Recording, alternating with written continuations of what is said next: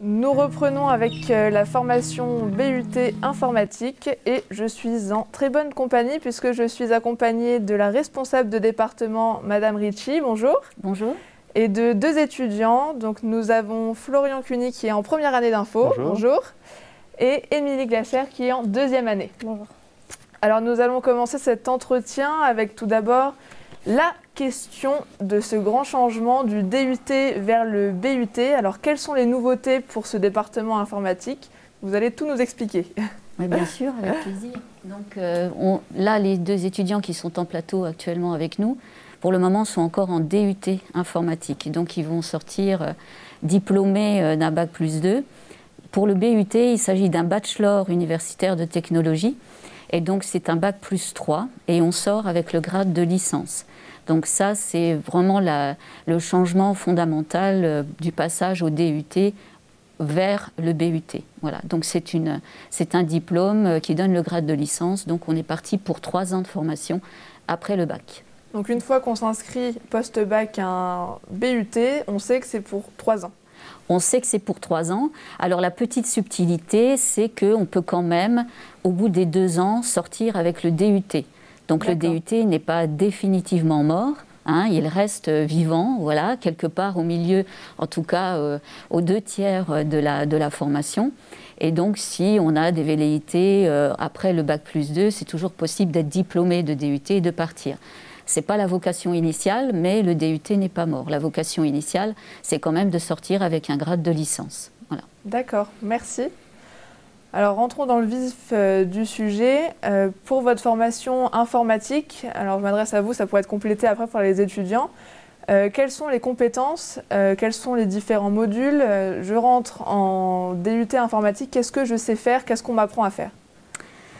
Alors, c'est vrai que ça, c'est une question extrêmement importante parce qu'en lycée, à partir du niveau de première, vous allez faire des choix de spécialité, d'accord?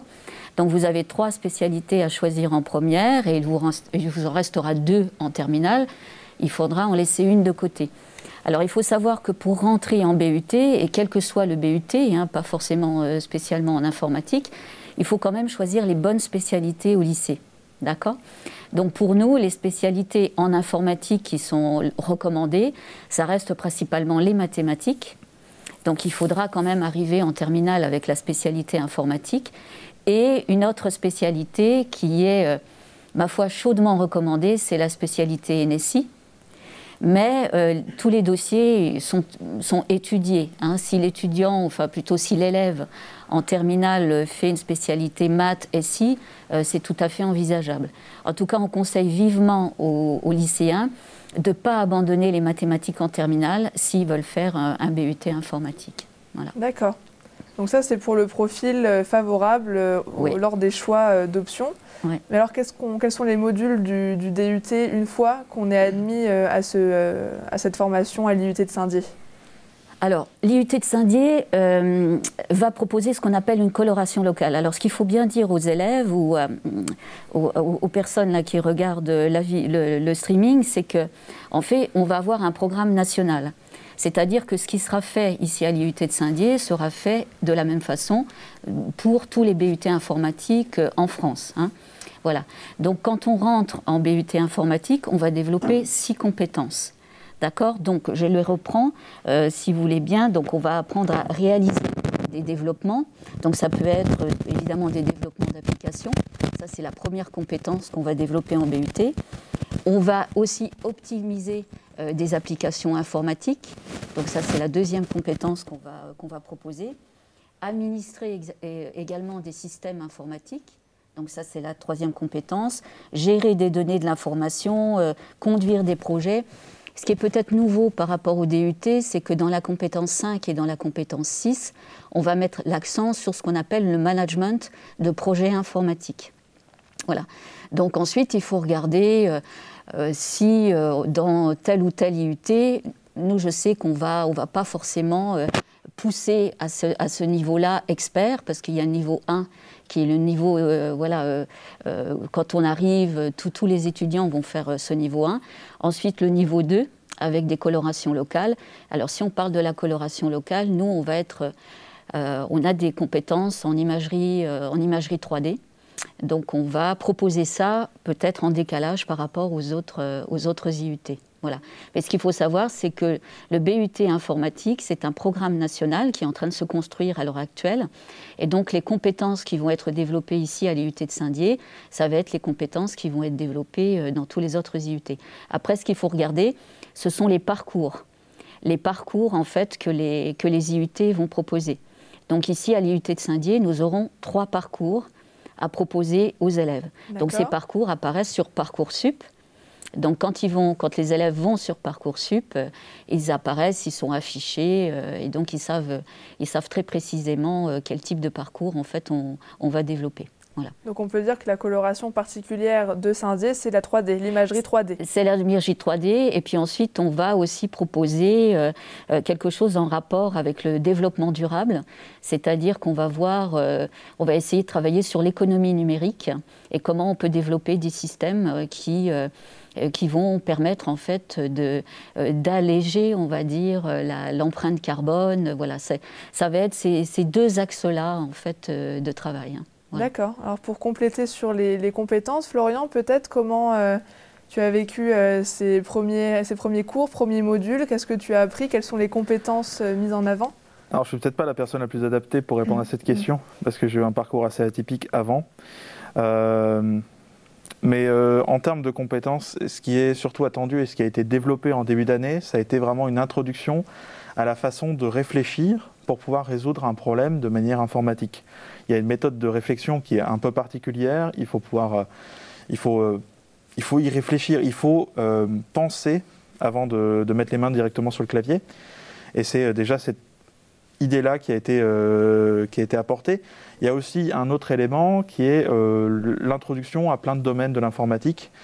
On a eu une introduction aux bases de données et on a eu une introduction à certains paradigmes de programmation. Et donc tout ça semble pour l'instant se poursuivre en fait au second semestre, bien que j'ai l'impression qu'il commence à y avoir une certaine spécialisation de la part de l'IUT sur certains domaines. D'accord, merci Voilà. pour cette réponse. Émilie, peut-être que tu as quelque chose à ajouter au niveau des différents cours que tu as pu voir en première et deuxième année dans ton cas? Je pense qu'il ne faut pas se limiter aux compétences informatiques qu'on peut avoir à l'IUT. Je pense que pour développer une application ou un site web ou administrer un réseau, il faut davantage avoir de l'autonomie, beaucoup travailler par soi-même, surtout en deuxième année de DUT informatique. Donc là, ça sera le BUT informatique. Mais sinon, en général, oui, le développement, l'apprentissage de langage informatique est super important. Sinon, j'ai pas grand-chose à rajouter. Florian a quasiment tout dit. Tu peux nous donner ton parcours avant quel bac tu as obtenu, avant quelles étaient tes motivations à rentrer dans cette formation en informatique? Oui, j'ai fait un bac S, donc l'ancien bac. Je ne savais pas vraiment ce que je voulais faire en sortant du bac, mais j'avais pris l'option ISN. Donc j'ai décidé de continuer dans cette voie parce que ça m'intéressait assez l'informatique et le développement. Du coup, je me suis inscrite à la fac. Donc j'ai fait une première année de licence informatique. Ça ne m'a pas vraiment convenu, la fac. Du coup, j'ai décidé de me réorienter en deuxième année vers le DUT informatique. Alors justement, quelle est la différence que tu as ressentie entre le milieu universitaire et le milieu de l'IUT? Parce que c'est vrai que c'est quelque chose à mettre en avant, qu'on a un accompagnement qui peut être plus personnalisé. Même si l'IUT, c'est l'université. Oui, qui dépend de l'université de Lorraine, bien sûr. C'est l'université, mais après le bac, je me sentais pas... je ne savais pas vraiment si j'étais capable de travailler par moi-même sans que des profs me l'imposent. Et du coup, donc je suis rentrée en fac et je me suis rendu compte que ce n'était pas ce qui me convenait du tout. Il fallait vraiment étudier, rechercher par soi-même.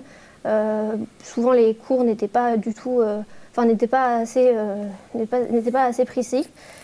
Par exemple, les langages de programmation, il fallait les apprendre par soi-même. Donc, ce n'était pas vraiment ce qui me convenait. Donc, je me suis réorientée en DUT. Et là, ça a été beaucoup plus cadré et orienté. Et là, par la suite, j'ai pu,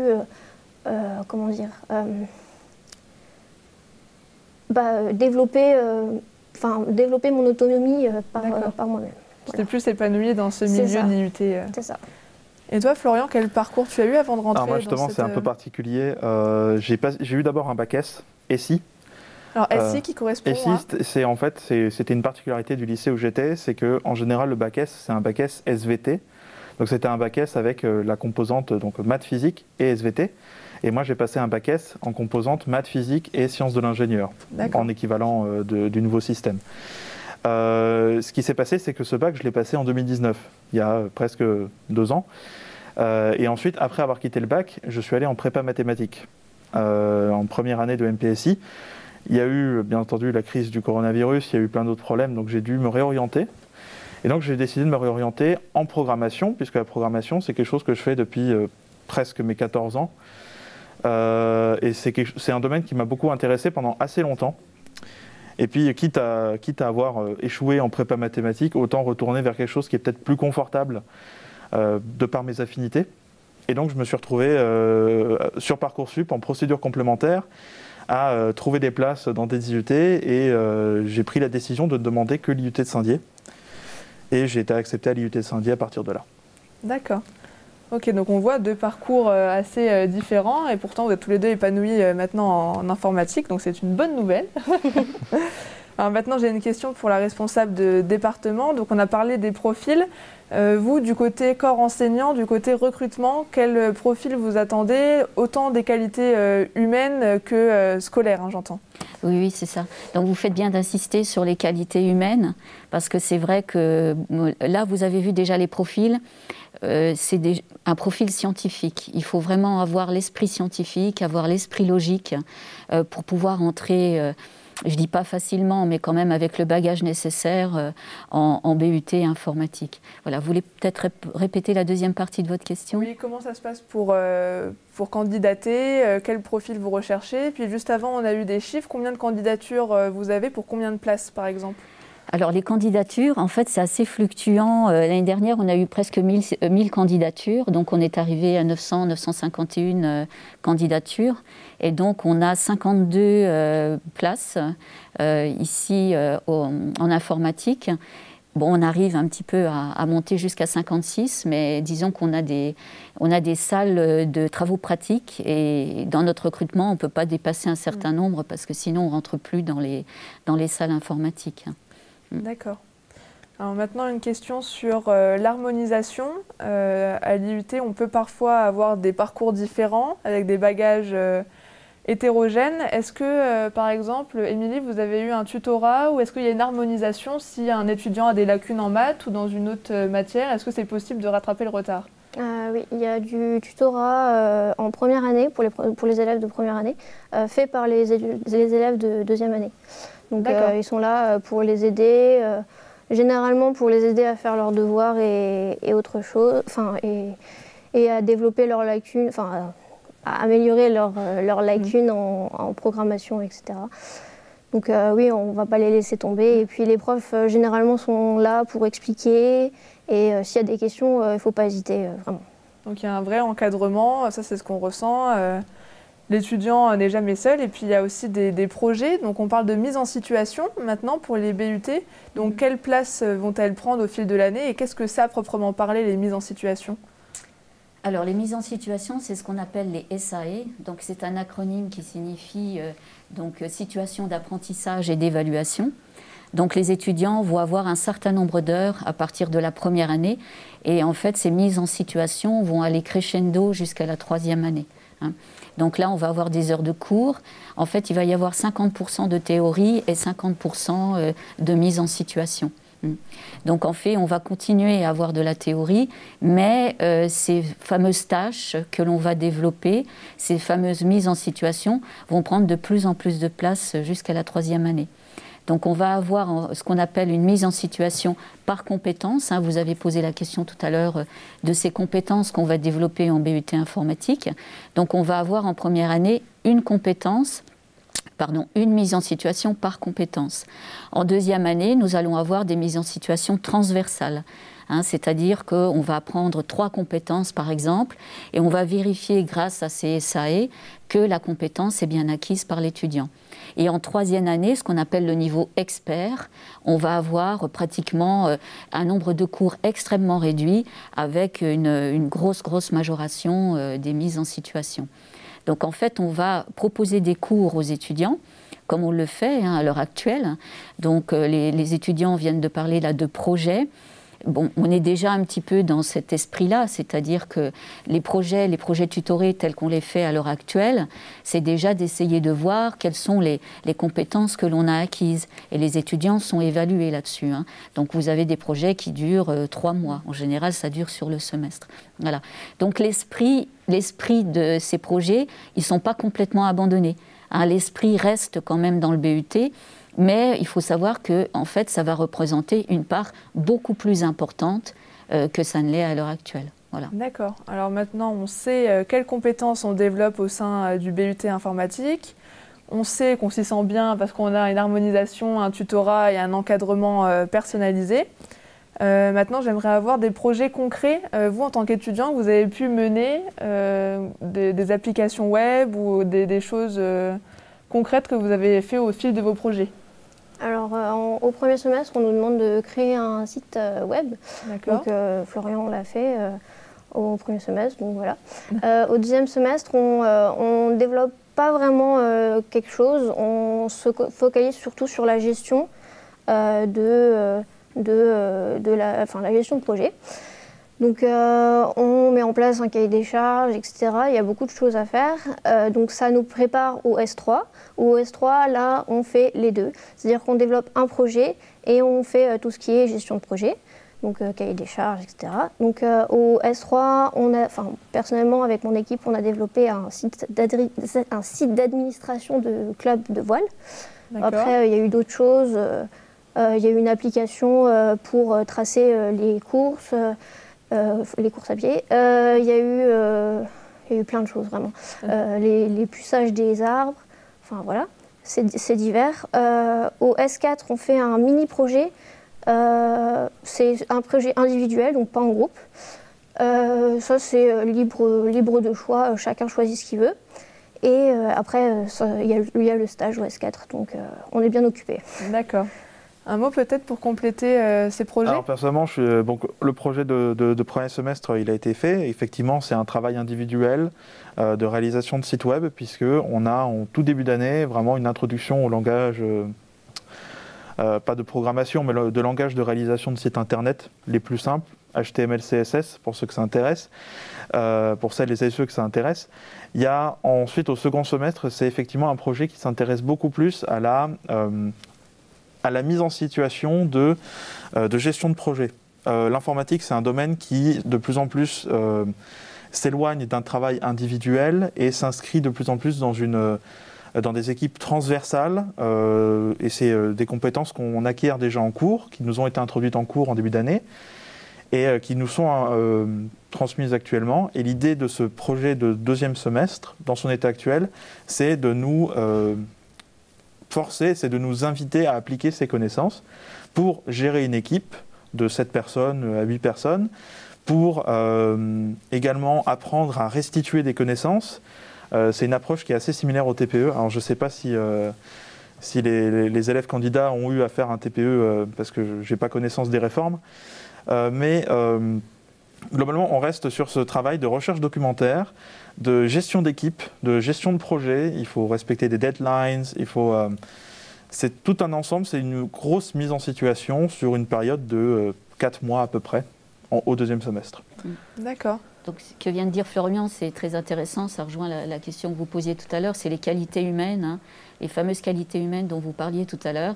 Donc il est clair qu'on veut des étudiants, enfin en tout cas des élèves qui arrivent avec un esprit scientifique, logique, et puis aussi qui soient capables de travailler en équipe. Qui soient capables de travailler en équipe, parce que le travail en équipe, c'est vraiment fondamental.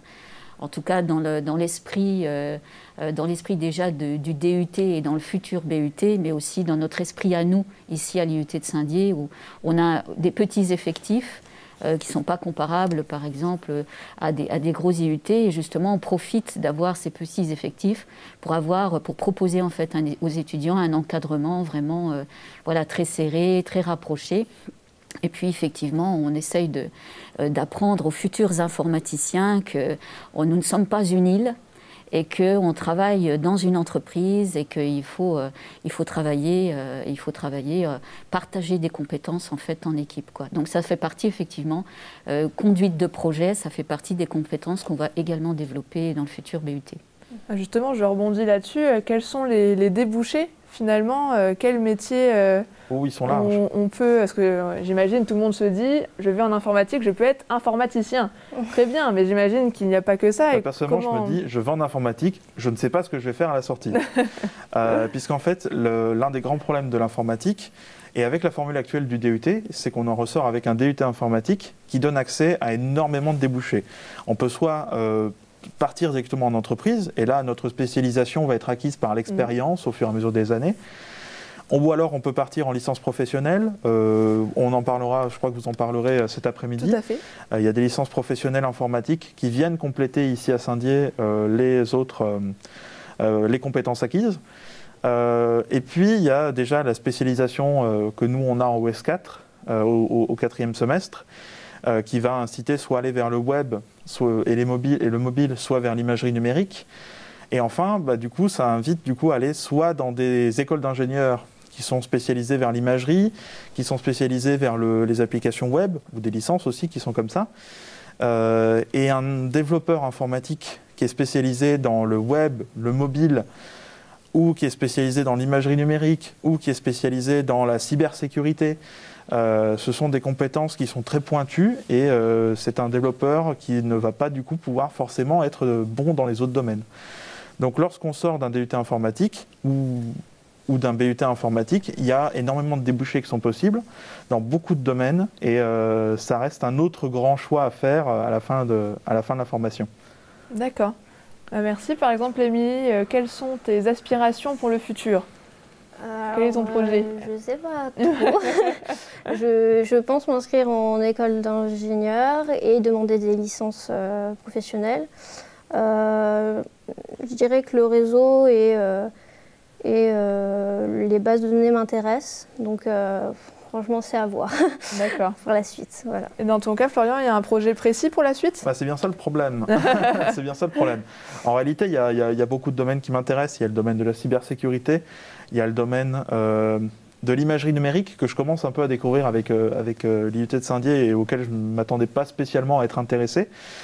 Il y a le domaine effectivement éventuellement de data analyst, donc le big data, ces grosses bases de données qui sont à analyser en permanence. Il y a beaucoup de domaines qui m'intéressent et le problème, ça va être de faire un choix à la fin des 2 ans. D'accord, merci pour ces précisions. Alors là, nous avons une question de Paul qui nous demande: pouvons-nous entrer dans le monde du travail avec le nouveau BUT, mais en arrêtant au bout de 2 ans avec un DUT? Donc ça, vous avez répondu, c'est possible d'arrêter le BUT au bout de 2 ans avec un DUT, comme c'était le cas avec celui actuel. Donc oui, c'est possible. La question, est-ce que c'est possible avec ce bagage de DUT de rentrer en entreprise? Je m'adresse à vous. Est-ce que c'est le chemin prioritaire? Alors, ce n'est pas forcément le chemin prioritaire, parce que c'est vrai que là, les entreprises attendaient ce BUT. Hein. Donc, elles ont besoin, alors, à l'heure actuelle. Alors, vous parliez des débouchés tout à l'heure. Il faut savoir que dans les 3 à 6 mois, un étudiant qui sort avec le niveau licence, dans les 3 mois, globalement, arrive à trouver du travail. Ça, c'est un point important. C'est un point extrêmement important. Donc, là, c'est vrai qu'on a des possibilités de pouvoir s'arrêter à Bac+2, mais c'est vrai que ce n'est pas la vocation initiale. Si l'élève veut s'arrêter à Bac+2, il faut qu'il ait une place quelque part. Voilà. Je m'arrête avec mon DUT parce que j'ai fait mon stage en 2e année, j'ai fait mon stage en BUT2, il y a 8 semaines de stage en BUT2, et suite à ce stage, super, l'entreprise me prend, et donc à ce moment-là, il peut s'arrêter avec le DUT, et puis prendre le contrat qu'on lui propose dans l'entreprise. Voilà. Il peut le faire en sachant que là, le grade de licence, c'est une plus-value à l'heure actuelle dans le monde du travail. Ouais. Il y a une question complémentaire, justement. Pour toi, Émilie, est-ce que à l'heure d'aujourd'hui, tu te sentirais capable, avec tes compétences acquises, de travailler en entreprise? Je pense que ça dépend des personnes. Je pense que ça dépend énormément du profil et de ce que tu fais en dehors des cours. Si tu développes des choses, il y en a beaucoup à l'IUT qui gèrent par exemple des sites web en dehors des cours.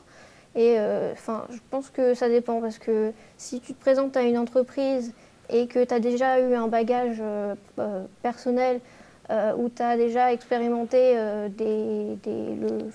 le monde professionnel, il y a toujours moyen que l'entreprise te prenne, mais oui, ça dépend des personnes. Moi, personnellement, je ne me sens pas encore prête.